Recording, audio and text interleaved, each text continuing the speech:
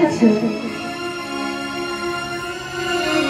ভগবানের আমার রাস বন্ধ হয়ে গেছে, রাসনৃত্য বন্ধ হয়ে গেছে। তখন চিন্তা করছে গোবিন্দ মা যে রাসনৃত্যটা বন্ধ হয়ে গেল কেন? তবে কি কোনো অনাধিকারে প্রবেশ করেছে? ধ্যান জেগে জানলেন যে ভোলানাথ এসেছে রাসের ভাগী হতে, গোপী এসেছে। তাই বলে ভোলা তুমি আজ রাসের ভাগী হতে এসেছো, তোমার তো রাসের অধিকার নাই। যা ভোলা যা, বলি যাও যা ভোলা,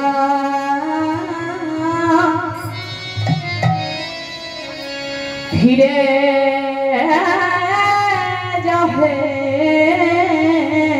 বলে যা যা ভোলা ভোলা, ফিরে যাও গে, যা যা। তবে হে গোবিন্দ বলো, আমাকে রাসের ভাগ থেকে বঞ্চিত কেন করলে? গোবিন্দ বলছে ভোলা রাসের ভাগ থেকে কেন বঞ্চিত করলাম জানো? ভোলা তুমি ভুলে মদনে দাহ, আরে আমি ভুললাম মদনে মোহন। তুমি ভোলে মদন মোহন, আমি ভোলাম মদন মোহন। তুমি ভুলে মদনে দাহ, আমি ভুললাম মদনে মোহন। আরে তুমি ভোলে মদন মোহন, আমি ভোলাম মদন মোহন। যাও যাও ভোলা ফিরে যাও, যাও যাও ভোলা ফিরে যাও গে, যা ভোলা ফিরে যাও হে, যা যাও ভোলা ফিরে যাও গে। রাসের অধিকার নেই ভোলা, যা যা ভোলা ফিরে যাও হে। রাসের অধিকার নাই ভোলা, যা যা ভোলা ফিরে যাও গে।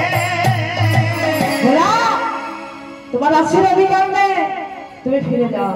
ভোলানাথ বললেন কি বলছে, হে গোবিন্দ বেশ আমাকে রাসের ভাগ থেকে বঞ্চিত করলে, বেশ আমি বলে রাখলাম যেদিন আমি নবদ্বীপে নদিয়ায় অদ্বৈত রূপে জন্মগ্রহণ করবো সেদিন আমিও রাস করবো। ভোলা রাস কি মুখের কথাই হয়? রাস করতে গেলে গোপী চাই, যমুনা চাই, বাঁশি চাই, এগুলো কোথায় পাবে?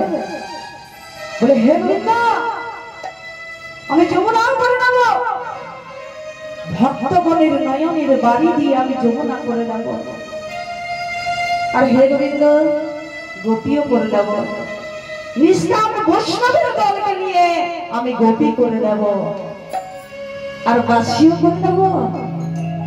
হে গোবিন্দ তোমার বাঁশিতে 9টি ছিদ্র আছে, আর আমার বাঁশিতে একটাও ছিদ্র থাকবে না, সেটার নাম হবে শ্রীখোল।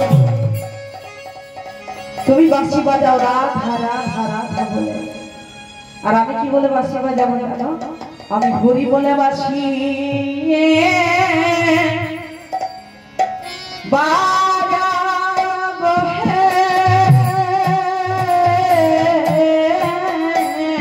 হরি বলে বাঁশি বাজাবো গে,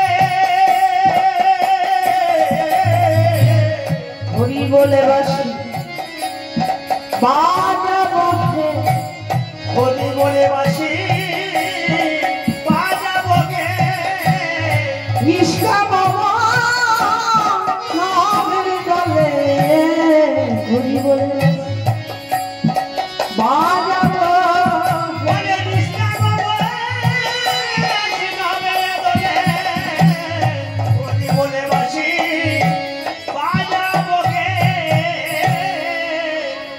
এই বলে কৈলাসে গিয়ে আজ পার্বতীকে সঙ্গে নিয়ে আজ ভোলানাথ নৃত্য করছে, আনন্দে বিভোর হয়ে আজ নৃত্য করছে। কেমন হবে? আজ ঢাকি রতালেতে আমার বাসুয়া নাচে রে,